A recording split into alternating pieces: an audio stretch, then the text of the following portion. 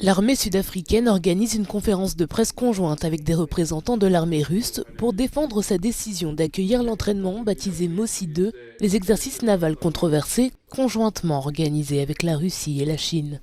Le commandant en chef de la force de défense nationale, le président Ramaphosa, a indiqué hier, lors du défilé de la journée des forces armées, qu'il était nécessaire de doter la force de défense nationale sud-africaine des capacités nécessaires et requises pour assurer la sûreté et la sécurité dans le pays, ainsi que nos obligations internationales à l'extérieur du pays.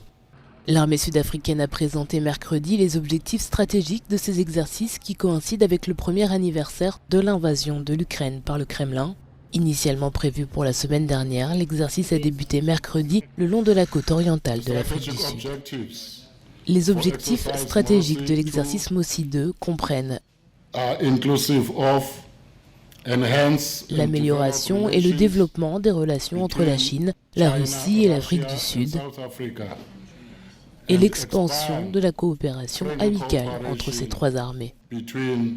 Le calendrier de ces exercices a été décrit par les commentateurs comme politiquement douteux et faisant preuve d'insensibilité. L'Afrique du Sud a refusé de condamner l'invasion de l'Ukraine qui a largement isolé Moscou sur la scène internationale, disant préférer le dialogue pour mettre fin à la guerre.